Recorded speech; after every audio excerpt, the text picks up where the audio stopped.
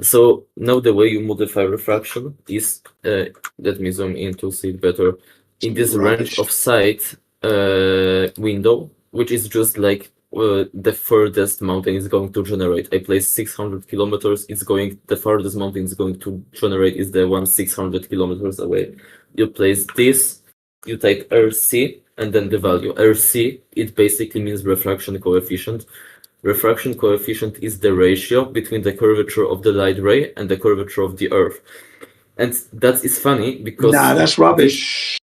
This is an let him finish, please. Let him finish. Yeah. This is funny because this is actually an unintended way to give a flat Earth prediction. Because if you give the coefficient of 1, then the curvature of you can imagine this as a fraction, right? On the top, you have the curvature of the light ray, on the bottom, you have the one of the Earth. If the coefficient is 1, this means the one on the top equals the one on the bottom, so basically light curves the same as the Earth. So this gives you a visual prediction equivalent to as if the Earth was flat. So now you can do this. You can click show the panorama, and you can see how it would look like on a flat Earth. And now you can already see it's not going to be the best when you want to use this in reality. Okay, hold on. Can we agree that also on a flat Earth, refraction and diffraction is happening? Yeah, it would only make it worse. It would only make the mountains rise even harder up, so it's going to make it concave. The mountains are not rising up anyway in that image. That's not true. What you're putting forward is misinformation. The mountains are not being lifted so that we can see it from the observer, and you're looking at the object 275 miles away. That object is not being lifted up. You know, I do wish, though. I just wish I had a weapon. I could just blow those mountain ups to show you. There's your refraction. This is basically flat Earth, assuming no refraction, but adding refraction would only make it worse. Like the mountains would be only higher, so it would be only worse for matching this to reality for you. It's already reality. The picture is a reality itself already. Anything else is trying to change what we see. The camera is not lying. Saw the image, took the shot. There we have it. The panorama already generated. Now it only has to load labels, which is very useful. A useless tool. We don't need the tool. It's not. Then we can't predict without real-time, real-life measurements. We can't predict something else. Okay.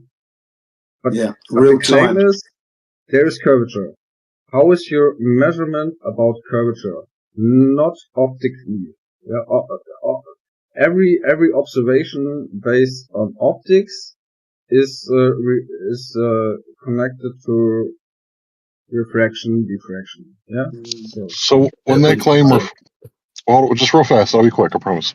When they claim refraction, what they're indeed claiming is they have knowledge of the path of light. They know where the light is going and how it's behaving. And I don't know you could, make a claim like that without all the data of all the temperature over the distance. And not just the distance, but the height and the distance.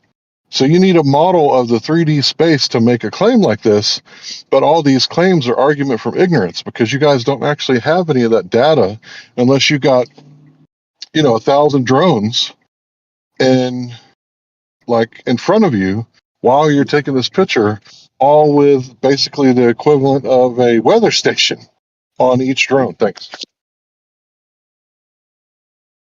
Excellent point. That's been my point all along. How do you know what's happening across all that distance? That's what the guy's telling you. Real time data. You don't have it.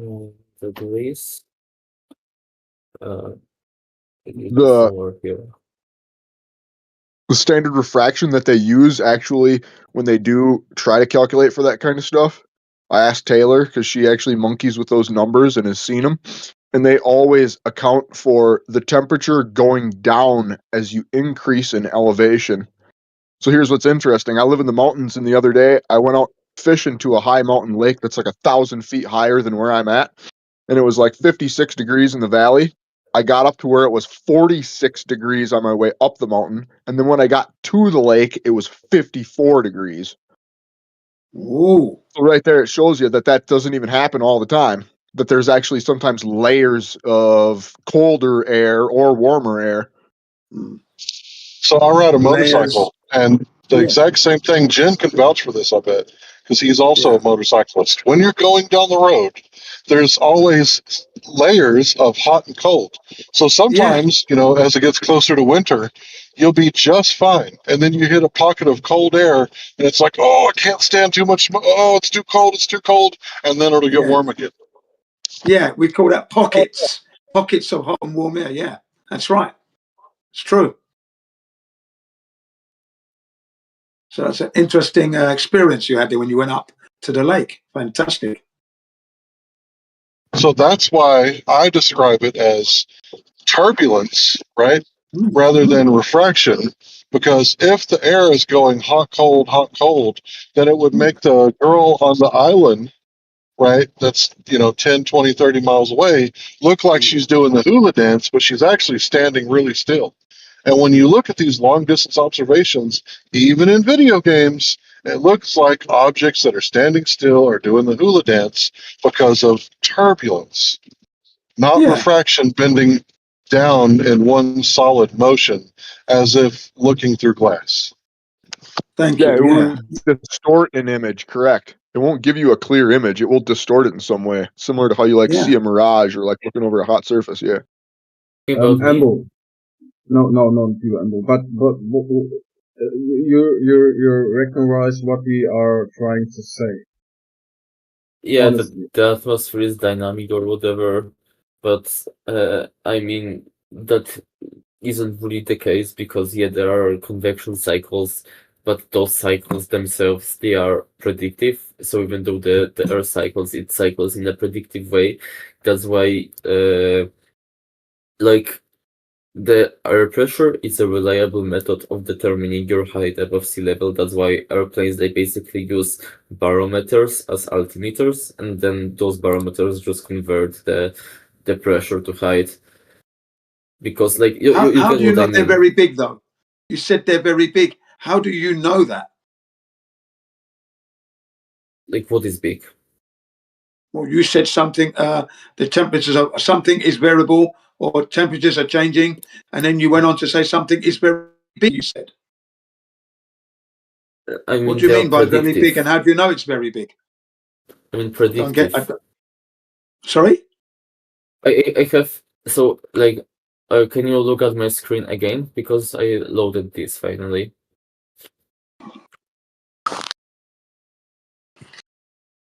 Like tell me when you can do this. Yeah, I'm looking. Okay. So wait, I think I lost this again. It was somewhere here. There's so many mountains, that's why I lost it. Oh, here we go. So the simulation finally load labels. On all of these mountains, it named every single one of them basically. That's why it took so long. And those degrees here, they are basically degrees of azimuth. So like 0 degrees is north, and then all other degrees are just like 360 from the north measured like clockwise. So like east will be 90, so will be 180, and west will be 270.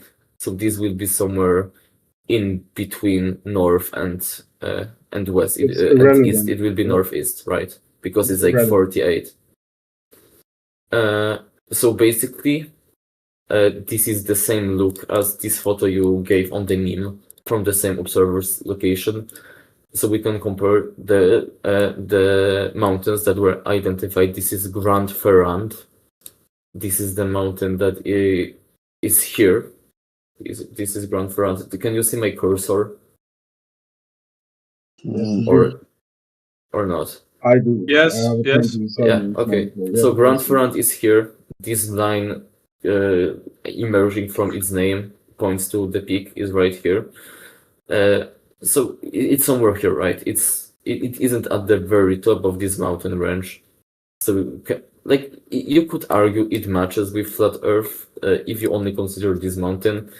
If you ignore all of the mountains you would see after it, because like here it's very alone and it's like just red sky behind it, but here you have very big amount of mountains behind it. But let's Yes. just Please ignore note this how for now. level that picture is, by the way. Please note how Okay. horizontal that Yeah, view is. yeah. By the way, Let's consider how level it is, just ignoring everything that points out it isn't level. Let's just do this. Let's just close our eyes. well, look at it. It's But very now, horizontal there. No but now, curvature. but now let's consider this mountain that's supposed to be the record-beating one. Peak Gaspard, 443 kilometers of distance. It's much lower in this picture than Grand Ferrand, right? You can see this is much lower in this picture. But like I was said, it was barely irrelevant visible above the horizon. because the picture was taken by the camera. Doesn't matter how So- low or how high the image was made, was taken. The shot was captured. I don't get your point. So where was this? I got confused again. There's so many of them. I'm just noticing how horizontal everything is there across that range of mountains. Uh-huh. I'm sorry. trying- It's in your story. So stop assuming that you've got it and the tool is measuring curvature, because it's not. If I ever see that tool, I'm the ogre. I'm going to smash it up. Bloody thing. So how is it that every time we actually analyze your examples showing the anomalies, the flat Earth is an even worse match? Like here, here is a There are simulation no for- anomalies. You're making them up. You're making up the anomalies. What is Hank said? Hank says you're making it unfalsifiable by lying. That's what you're doing with What? that tool. I'll tell you, if I ever see a tool like that, I'll grab it and chuck it. This point. I can get with that. I mean, obviously, we saw shit from Biden that was like, what is on his face? Why does he have a double chin? Dude, they even admitted that the fly that landed on Mike Pence's head was not a real fly. It was like a fake fly. There's a company that makes fake flies that they can remote control and land on people's heads. And they literally admitted it publicly that, oh yeah, that's what we were paid or whatever to do it. Didn't Obama have one like next to his mouth at once? Yeah, the same company did that too, bro. Well, that's just been around forever. Yeah, sure. Yeah. Fallacy of the day. It's kind of late. More like fallacy of the night. I got one. Let me see. Let me look it up.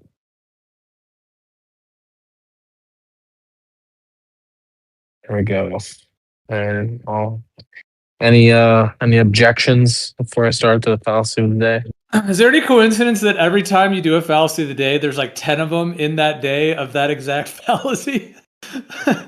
Like, are we just missing them normally and when one of them's pointed out? Or is it that people are doing it after you say it? There's just like a synchronicity. Every time the fallacy of the day, there's been at least like 5 or 10 within the next like 48 hours. Yeah, there's been some of them have been kind of weird, bro. Like I come in the next day and then this guy's arguing with me and he's using the exact fallacy I said the day before. And I'm like, yo, wait, like what? The snowball one, I was here for that. I was like, oh, you got to be shitting me. Really? I don't know if I've heard the one that I'm about to give though before, but maybe I don't know. But okay. If anyone, am I good to start, Gio? Yeah, I was gonna say though, even left lanes, because you know how usually left lanes like, God, all you guys with your fallacies, But now after the scaling fallacy, he's using it. He's whipping it out. He's like, that's a scaling fallacy. You even got left lane calling him out now. After the scaling. Hey, good fallacy. for him, bro. Good for him, bro. I'm glad when people can actually bring something to the table, like substantive or logical. But okay, so without further ado, fallacy of the day is reification fallacy. This is the error of treating an abstract concept or idea or a hypothetical construct as if it was concrete, real, or a physical thing. It often involves treating an abstraction as if it has a life of its own, a tangible existence, or a singular, simple property, when it is actually a complex concept. Examples include saying, the science has spoken, or nature has a plan, which personifies abstract concepts like science or nature. Key aspects of Dude, this is a lot. Okay, key aspects of the fallacy. Treating an abstract as concrete. This is the core belief that the fallacy, an idea, belief, or construct is either a physical property or existence, such as the statement, the company is responsible for the problem. But only people within a company are, not the abstract entity itself. That's actually a really good one for anyone saying like a corporation is responsible. It actually can't be. Corporation's a legal fiction. Oversimplification. Purification can also lead to a flawed argument of oversimplifying a complex idea. For example, someone defines love as a feeling and then treats it as the whole of the concept, ignoring other aspects like commitment and trust. That's actually, I think I was getting in an argument with someone over that the other day. Exactly. Okay. Misleading argument. Because it blurs the line between abstract and the concrete, it can create misleading arguments. It can be used to shift blame or to present a conclusion as an objective fact derived from a non-existent physical entity. Common in language. The fallacy is frequently in everyday languages. Phrases like the evidence speaks for itself are common, but it is people who are presenting evidence, not the evidence itself. Okay, so examples. Personification, saying nature designed the giraffe's neck. Abstract, attributes a conscious creative intent to an abstract concept like nature. Misplaced responsibility. Stark market, the stock market dropped because it had a bad day. Treats the market as a person with emotions rather than an abstract system of transactions.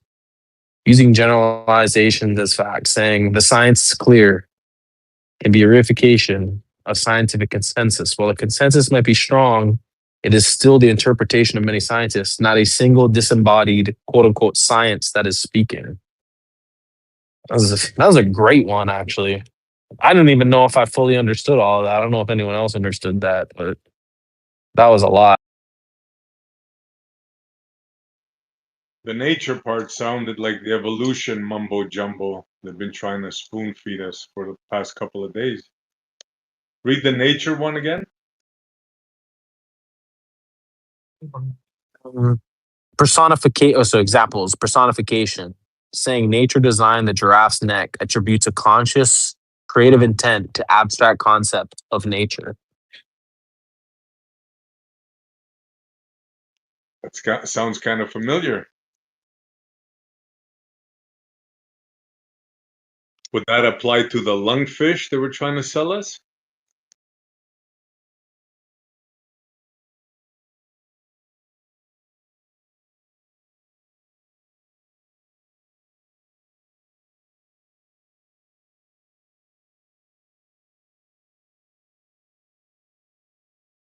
I'm not too certain, honestly. I think it would be more like when they say the science says this, there's no, the science doesn't say anything. People say things. Anytime someone says something, no, only people say things. So Well, how that would about when they be, say evolution says this? yeah, evolution can't say anything. Evolution. Yeah, that would be. That would be What's the fallacy personifying called again? evolution. What is it called? It's called the reification fallacy. Reification, yes, basically. Treating an Should abstract concept, idea, or hypothetical construct as if it were concrete, real, or a physical thing. Sounds perfect to the evolution thing. Personification, mistaken responsibility, or using generalizations as facts.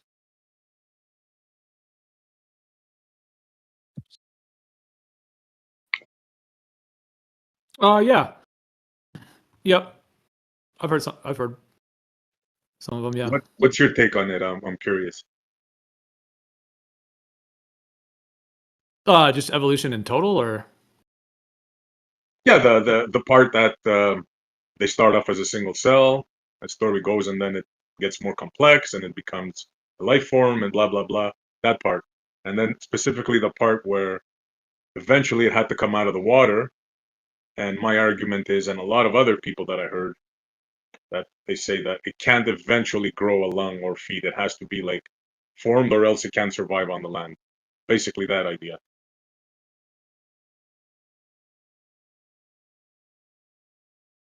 Like, for example, let me be more clear. Do you think that a fish could come out of the water and grow limbs and lungs gradually? Or do you think it has to have happened like fully formed or else it can survive?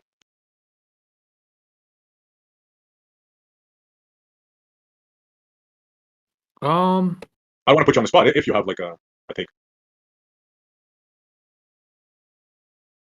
Yeah, no, I'm just like half doing something else right now, but I can try to take a break from it for a second. I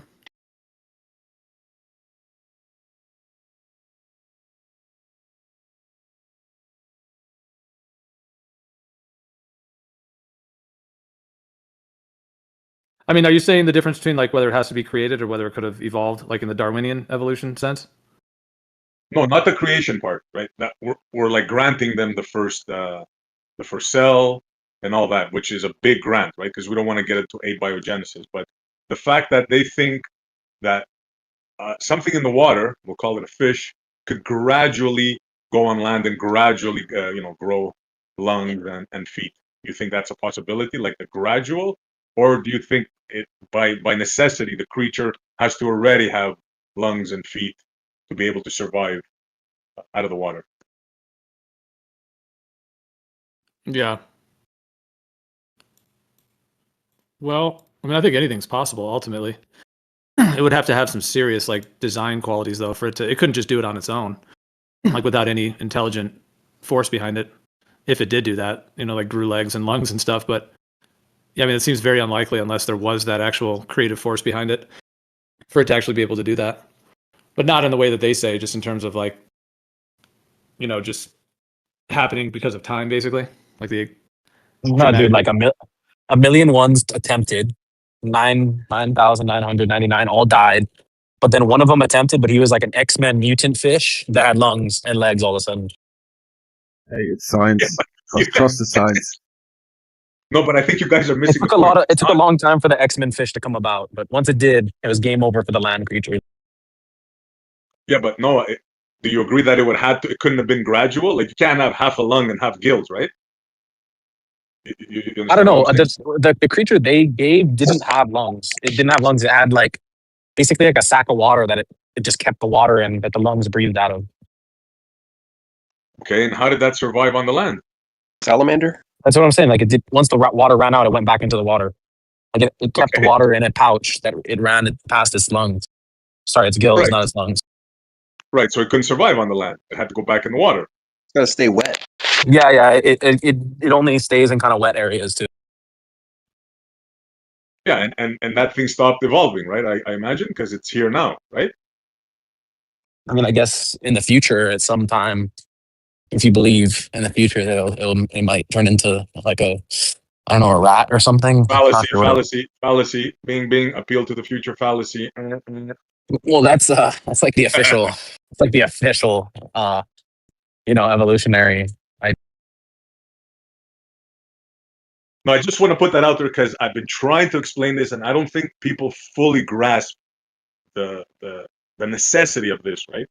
Like somehow they've been conditioned to imagine this could happen gradually, but I don't see how.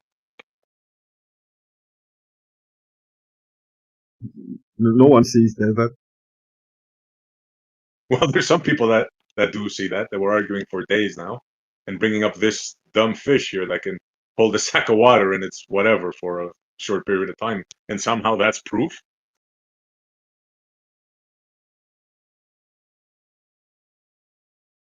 Yeah, modern science makes everything possible. Yeah. I don't know. Me, I find it like fascinating that this is not like a slam dunk for people.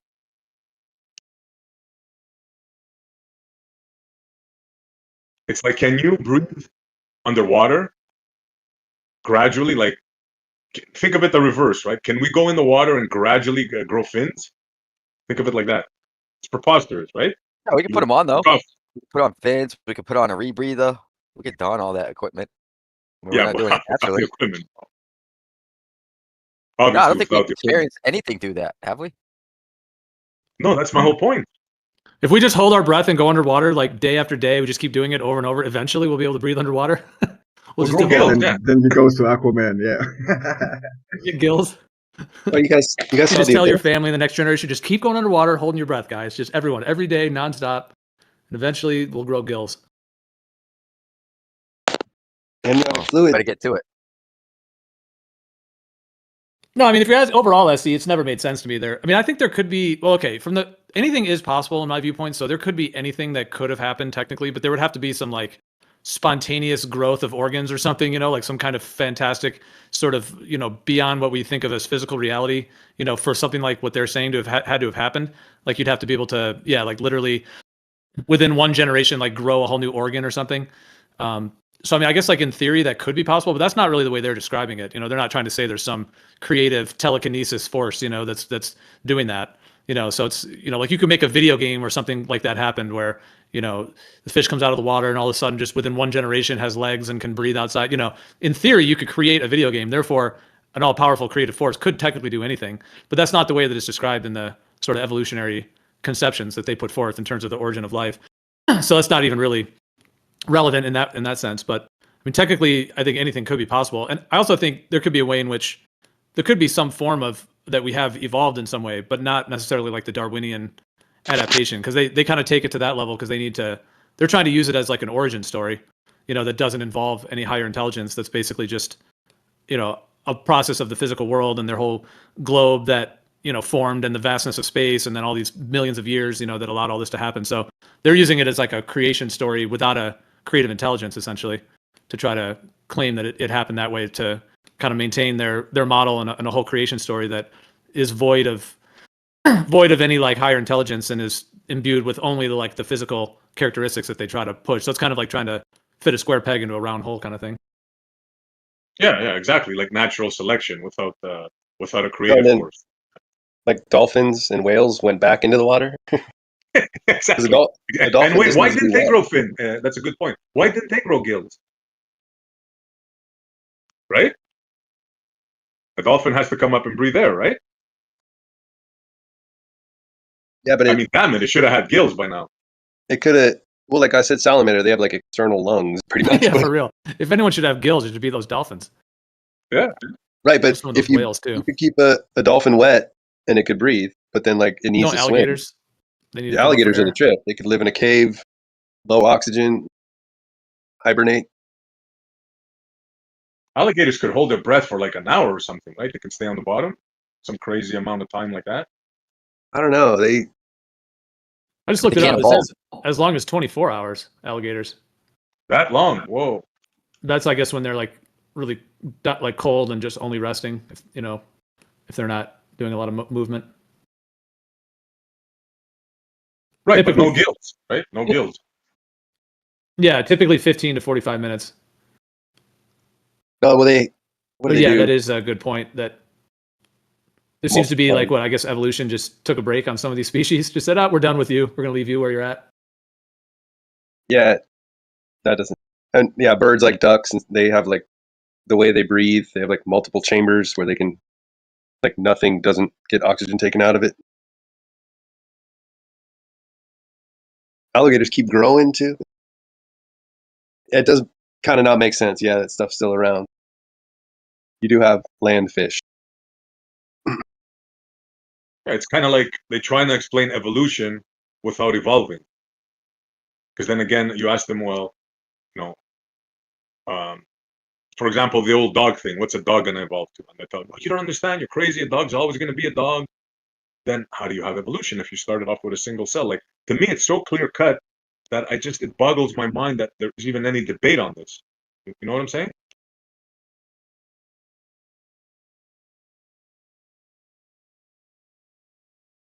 Yeah, I guess it's just that they need a creation or like an origin story of how this all got here. So that's like they've had to come up with something. Yeah, that's the chemical, the beginning of just random chemicals just joining together to form the first cell. Like that's a fantastical story. Like that's even worse than a creator. At least a creator or a god, you can say a creator did it, right? But chemicals just randomly forming on their own to make a cell. Like, really? Can you believe such a thing? I don't know. If we look at a cell, at one single cell, the complexity, yeah, it's impossible that this is an accident or a coincidence. It's impossible. Right, but what do you need to create so that cells? Yeah, I think about that too. Even just thinking of the human body, how incredibly complex it is. Yeah. To think that all started from some singular celled organism, that then evolved into some sea slug and then came up on the land, and then now we have the human nervous system and the brain and all of our organs that all have their unique functions, and the heart, and I mean every part of the body is incredibly complex. And to think that just happened over time, just that much time, just allowed things to adapt. I mean, it's like a theory without any actual substance or backing to it. It's like just a concept. Like Noah was talking about the reification fallacy earlier. It's like reifying a concept of organization, of just conceptual, and then putting that onto the physical world and saying, okay, this concept is now concrete and this is what caused it. But then they don't actually have any validation of that or any proof that that's actually the case. So it actually kind of fits the reification fallacy that he was mentioning. That's what made me think of this. Yeah, when you said the giraffe's neck or something like that, I go, wait a minute, that sounds familiar.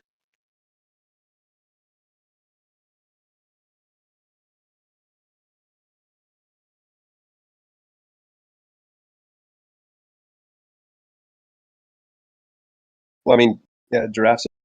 I don't know. I'd say probably remnants of bigger tree eating bigger dinosaur things. Things probably devolve, but I mean, it all follows an organization like our double helix. So things are like built in order, and if it works, it works, and you have breeding programs. I don't know. When it comes to dogs, people moving stuff around. Anyway. Yeah, like solely through naturalistic means for that all to happen. That's a huge stretch. But the funny thing is, when you ask them, they'll say, no, one creature doesn't turn into another one. Like, you heard them say that many times, right? Oh, you don't understand. That's not how it works. And then they go, well, given enough time, right? Given millions of years, well, then, those two species will just, grow so far apart that they won't be able to breed. Okay. And you ask them, well, is a dog still a dog? And they say, yeah, it's still a dog. But, how can you have it both ways? I mean, I don't know. I don't see how they say that.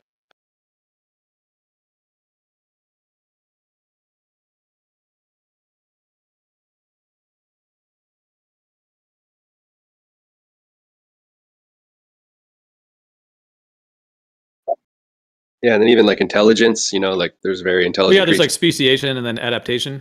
Do you think adaptation is a thing? Well, yeah. I mean, you can see like different dogs, right? You can see the birds with the different beaks, right? Sure. You can see animals that are in colder environments have thicker fur. I mean, I could understand that, yeah, but that's in the code, it's in their genes, whatever, right? But they're still the same animal, right? Like a wolf and a dog are literally the same. Correct.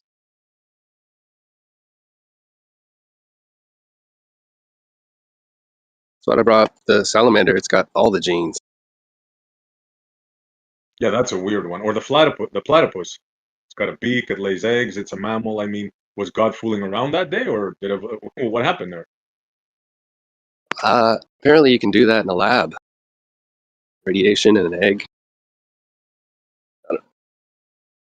Like the Fly movie, when he's like teleports with a fly. But all the animals that they genetically modify, right? Like you've got the flies with the legs growing out of their heads and all that. They revert back to their original. They don't stay that way. Right. Yeah. I mean, things move forward because of reproduction, sexual reproduction. Like domesticated pig is a perfect example, right? If a domesticated pig escapes and goes into the wild, it's going to start growing hair, tusks, right?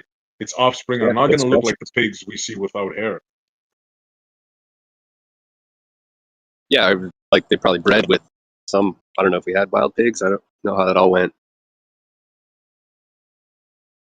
I think even the pig that escapes grows hair and tusks. I'm not sure, but for sure. Yeah, I've heard that too. Yeah. The pig is one of the only mammals that like completely morphs into damn near something different. Like a wild boar is real different All right, bro. than a normal pig. But I've always heard that too. Same thing. Elon Musk said he's with the RNA reprogramming technology that they use to make the vaccine can turn you into a butterfly.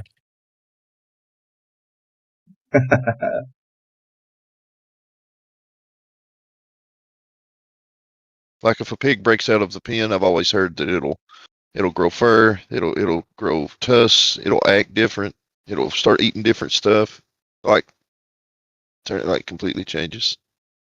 But it's still a pig, right? But it's still pig. Yeah. Yeah. But like I was moving a just agreeing with him that pigs change, even straight out of the pen. They don't have to mate with something; they just change for some reason. Yeah, I believe. I mean, like moving a plant or whatever, it's going to grow different conditions. BB, do you think Christianity is any different than this Islamic kind of attempt at a takeover? Do you think Christianity is separate from that, or is it just part of that same group in your mind? What do you mean? Well, like the Sharia law, the desire for them to kind of spread their religion and convert everybody, and some of the, like the New World Order components of it. I'm just saying, do you think Christianity like stands above that as some legit thing, or do you think it's just right in there with it? Well, so the Muslims, it seems like, so they have a set of practices that they follow, whereas Christianity has a set of beliefs that they follow. So, so one seems to be a religion, while the other one is just a way of living. Well, Muslims aren't monolithic. There's a Shia and a Sunni, and then even within Well, they kind of those, are. I have, mean, like, categories. right? They go make a trek to that monolith, right, and then they do circles around it. So essentially, they are.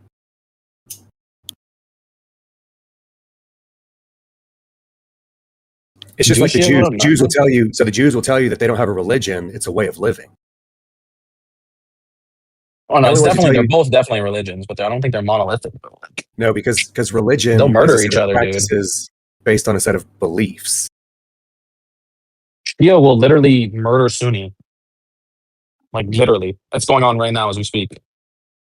So I don't know if I answered your question, Gio, but to me, Christianity seems basically just like Satanism.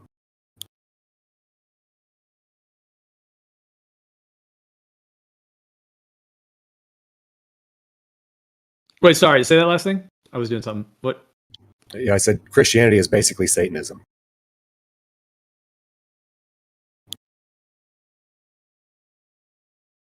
Well, doesn't Satan come from that tradition, though? So that tradition is, it's the thing they have denoted, that word Satan? Doesn't it come from that? Right. But Satan wouldn't want you... so Satan doesn't want to be called Satan anymore. He wants to be called something else. And he actually doesn't want you knowing that he exists. And he also wants you thinking that he's the good guy. So the best way to do it is to set himself up as a victim and then act like he's saving everyone. Like in the Jesus character? Correct.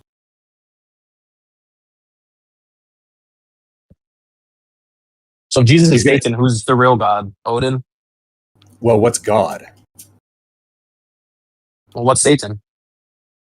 He's just a deceiver.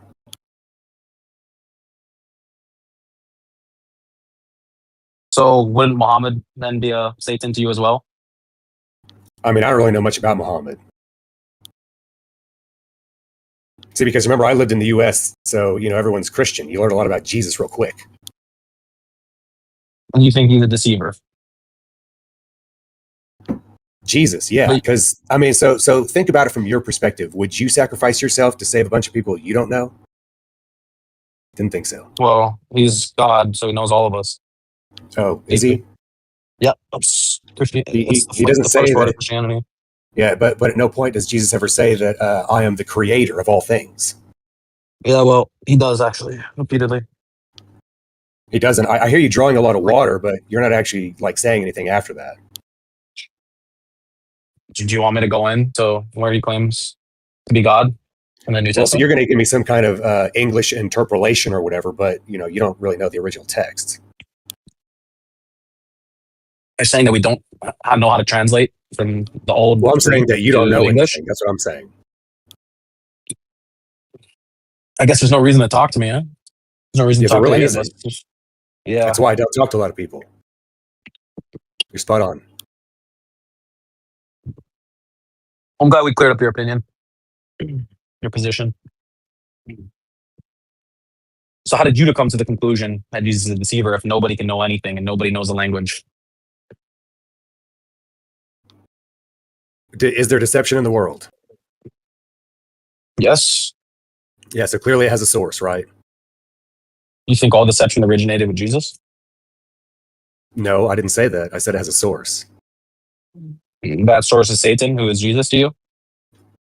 I mean, why would Jesus, or so say, why would Satan give you like a story where a good guy wins? Because the story wasn't given by Satan, it was given by God. That's what he would want you to think. Satan would want you to think that he loses in the end. Right.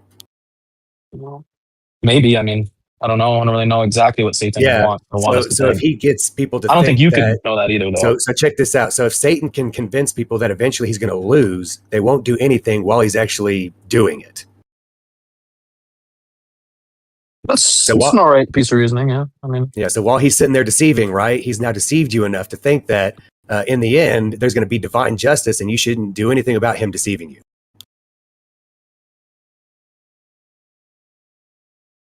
So you think he's still alive, or is there some sort of supernaturality to Wait, your does it Satan say in the book that Satan is dead? I don't think it does anywhere. It doesn't say, and then Satan died. But it also says in the book that Jesus Christ isn't Satan specifically. So it says that he is not Satan. Because it seems like Jesus had a lot of interactions with Satan. You know, he actually dipped something in some liquid and then gave to some guy, and it says that Satan entered him. Are you talking about he Judas. dipped the bread in the wine? Right. So I mean, you know, Jesus also hung out with Satan apparently, you know, in the desert. So who knows what they talked about? Didn't say. What did say? It said he was tempted 3 times and passed the test. I mean, that's what Satan would want you to think, right?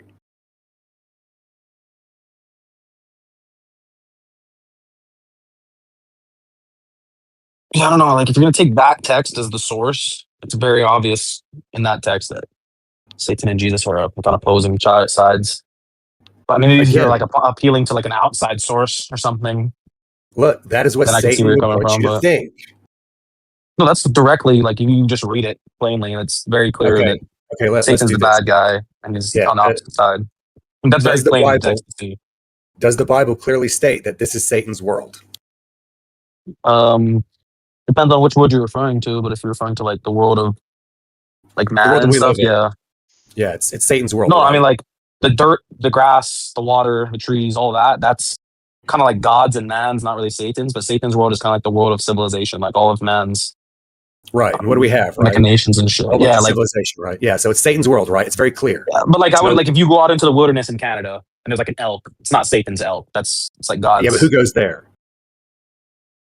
So I mean, Joe Rogan. I mean, come on. Right. So think about this. Right. So if this is Satan's world, why wouldn't the most popular book in the world not be his? Because God superseded Satan. God superseded Satan. Yes. I mean, he made him, but he didn't kill him, so Satan's still here. So Satan's allowed to do whatever he wants here. Clearly, he has. Well, not whatever he wants, right? So in the book of Job, it describes Satan as having to ask God for permission and shit to do whatever he wants. I don't think he has permission. I'm gonna look at it though. He has to ask permission to fuck with righteous people, actually, from what I understand. But from what I understand, if you're not a righteous person, if you're a wicked person, Satan can just like, without asking God permission, just absolutely devour your life and fuck you up if he wants. Or he can choose to give you good shit, you know? But yeah, like wicked people are under the domain of Satan and righteous people are under the domain of God. So if you're righteous, you're protected. Unless God allows. The only time you're not protected is when God allows Satan to do something to you. Like in the book of Job. At least that's like the biblical view. To the win last night, and you could redeem today. Stolen by Bronny. Bronny bouncing a good one through.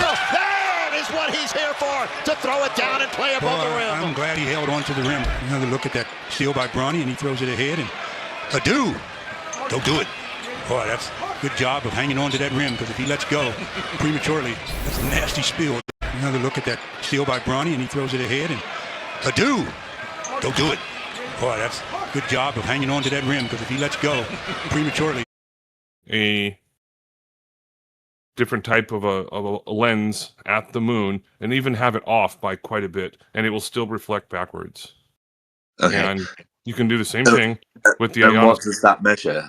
What distance does that measure? It doesn't matter what the measurement is. It's the fact that it does return. No, it does. No, it definitely matters what the measurement. Because if you're saying it's a flat Earth and the moon is I more didn't say flat Earth. I localized- said we didn't go to the moon.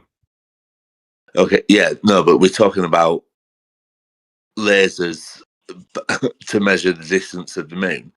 That massively matters because is it 24 miles? Is it 250 miles? Or is it 248,000 miles? What's your point? My point is, they did put those mirrors on the moon that we can bounce lasers off. You're saying, well, they didn't need the mirrors. We could bounce a laser off the moon anyway. Okay, fine. You actually can't prove that there's mirrors up there and you can bounce a laser off of it. Okay, but that's not the point we're getting at. Andrew said... Well, that is the point, because you're claiming something that you can't prove. Yep. That's the whole point. You shouldn't do that. Okay.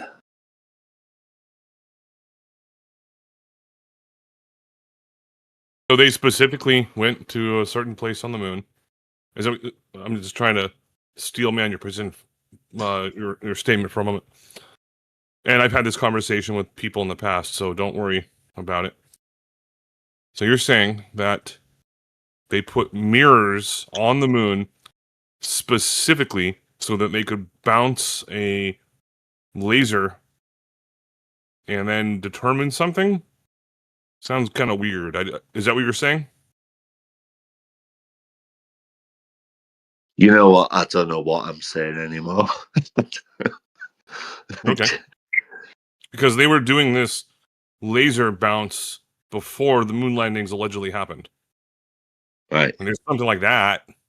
And how many miles away did it say that it was? I don't fucking care. It doesn't matter. It does matter. It does matter. All right. I guess it matters then. I lose, you win. No, yeah. Oh no, I'll take that. I win. Yeah, I definitely don't. Of course, I don't. Because I'm not I was expressing. trying to myself, steer in a but- different direction and get away from the debate and the debate aspect of things and just go towards like you know what I mean, like the discussion and like just like figure out like because I don't know if you believe something like who the fuck am I to tell you, you know? Like that's kind of how I look at it with like religions and everything else and like world beliefs. It's like who am I to say you're fucking wrong because it doesn't match up with what I or whatever it might be. It's like I can't prove what you're claiming to be real, and you can't prove it either. And I have that understanding. So, just give it that level of like, I don't know, openness, I guess, whatever. It's like, long as you accept, if you're going to say like, oh, I could prove it, I'm going to say, all right, well then go ahead, prove it. Yeah. But if you're like, yeah, well, I believe it, it's like, all right, well, that's your belief. And then I'm just kind of curious as to why. Yeah, I would normally agree with you, but in some regard, some people are going to come forward and say certain things that a lot of people have counter evidence to, and they hold an emotional attachment to it, such as the moon landing or flat Earth, globe Earth, or Bigfoot or religion. And these Oh, different don't bring Bigfoot up again, bloody hell. Yeah, but who cares if people have an emotional attachment to things in their head? Well, I don't really care. I'm just trying to bring up the fact that because sometimes they don't even know they have the emotional attachment. Like But the then you bring it Yeah, up. so so when they trying to, start like, crying make about people out of the something, cognitus. it's our responsibility to now make fun of them. No. Yes. Well, I don't know if that's not necessarily true, but okay. Definitely, because what else are you going to do? You're going to try to help them. You're going to try to help them out of their problem, their situation, their misunderstanding, their inability to use their own brain. Why would you do that? Well, I mean, I don't know. It's better to make fun of them. I'm not. It's definitely funnier to be Yeah. disrespectful to anyone that has a counter position to something that I currently understand. But I will at least acknowledge it and then say, here is the evidence. If you don't want to believe it, that's fine. And then I just move on. Okay, Andrew, you yeah. But we've been through this, that whatever evidence I might have isn't good enough. And I openly said, blah, blah, blah, yeah, I'm useless and I can't remember the evidence. Right. And this is before you arrived into the chat. So my thing is, well, where is your evidence of a flat Earth, of a localized moon and a localized sun and blah, blah, blah? Or where's your evidence of it? I think I gave it, right? I think I did a decent job of giving it. Like, it's the starting point, right? Of the experience.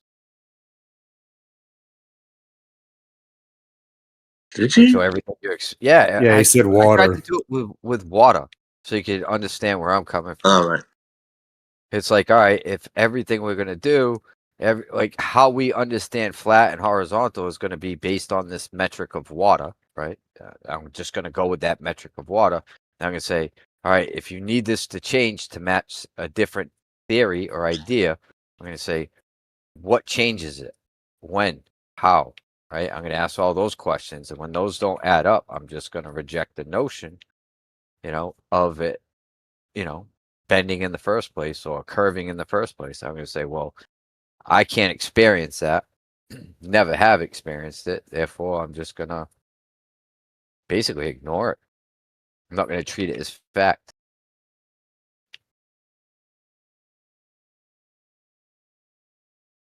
Yeah, we've gone full circle, haven't we?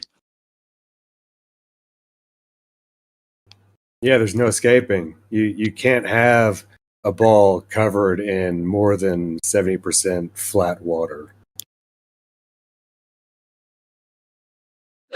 But if the ball is 24,000. But?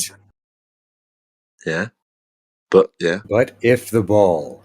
But if the ball is 24,000 miles in circumference,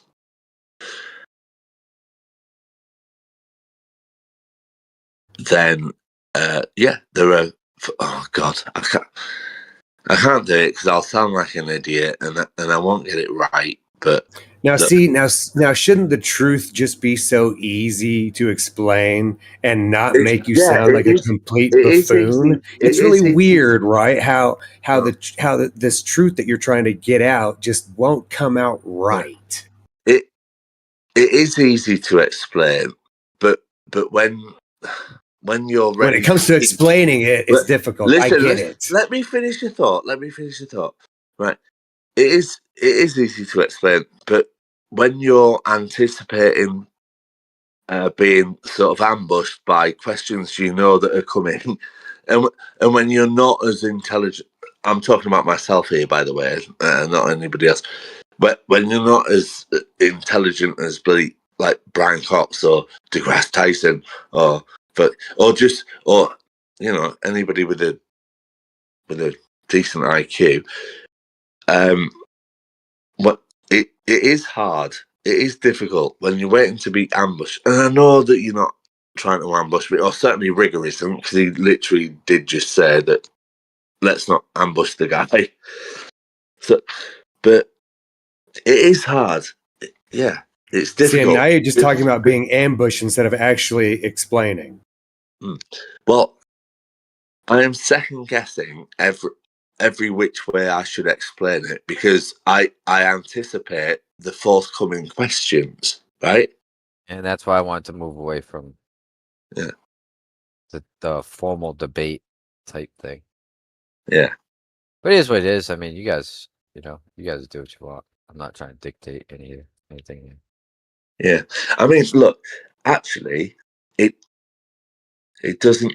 Why did I hear this expression? I can't remember, but it doesn't change the way mustard tastes, does it? You believe it's flat, I believe it's a globe. At the end of the day, a hot dog is a hot dog. So, who cares? I mean, I wouldn't eat a hot dog, so I would eat a globe dog. Oh, that was a shit joke. I'm sorry. Yeah, you might not eat a hot dog. You might eat a corn dog or something. You might be vegetarian. What would a globe dog be? A globe dog to me would be like a flat piece of meat that somebody's telling me is round. Is a ball. That's what a globe dog to me would be. Honestly, when I think of globe dog, that's what pops in my head. A globe dog. Yeah, yeah, maybe, but it would. Genesis 2:16, and then it's Genesis 1:29. It's like just a big jump.